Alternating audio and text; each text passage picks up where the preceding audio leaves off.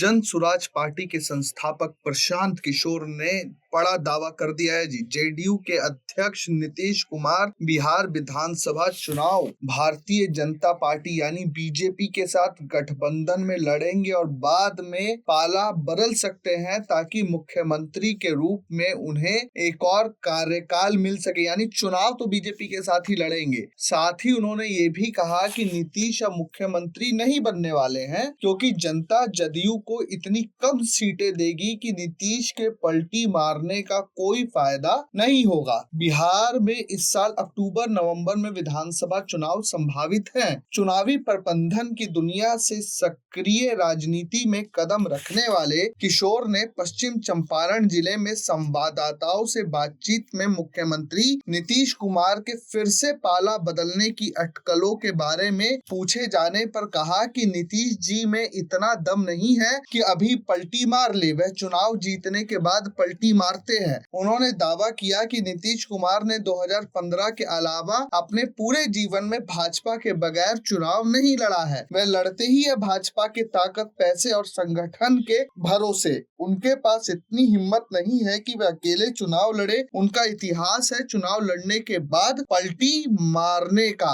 किशोर के अनुसार इस बार जनता भी मन बनाकर बैठी है कि जेडीयू को इतनी कम सीटें आएंगी कि उनके किसी तरफ पलटने का कोई फायदा नहीं होगा। उन्होंने कहा कि वह अब मुख्यमंत्री नहीं बनने वाले हैं। ये पूछे जाने पर कि राष्ट्रीय जनतांत्रिक गठबंधन की तरफ से मुख्यमंत्री का चेहरा कौन हो सकता है, किशोर ने कहा कि मोदी जी बिहार आने पर नीतीश जी का बिहार का लाडला मुख्यमंत्री बता रहे थे। मैं मोदी जी से अपील करता हूं कि अगली बार बिहार आए तो उन्हें ये घोषणा करनी चाहिए कि यही लाडले व्यक्ति अगले 5 वर्ष भी मुख्यमंत्री रहेंगे। किशोर ने दावा किया कि यदि नीतीश कुमार फिर से मुख्यमंत्री पद का चेहरा घोषित होते हैं तो भाजपा को चंपारण में एक सीट पर हार का सामना करना पड़ेगा। उन्होंने कहा कि भाजपाई नीतीश कुमार को खाली मुखौटा बनाकर वोट लेना चाहते हैं। चुनाव जीतने के बाद इस बार नीतीश कुमार को हटाकर अपना मुख्यमंत्री बनाएंगे। किशोर ने यह दावा भी किया कि नवंबर में विधानसभा चुनाव खत्म होने के बाद कोई भी मुख्यमंत्री बन सकता है सिवाय नीतीश कुमार के। आप मुझसे लिखित में ले सकते हैं, अगर मैं गलत साबित हुआ तो मैं अपना अभियान छोड़ दूंगा। जेडीयू राष्ट्रीय उपाध्यक्ष रहे 47 वर्षीय किशोर को 2020 में नीतीश के साथ विवाद के बाद पार्टी से निष्कासित कर दिया गया था। किशोर ने 74 वर्षीय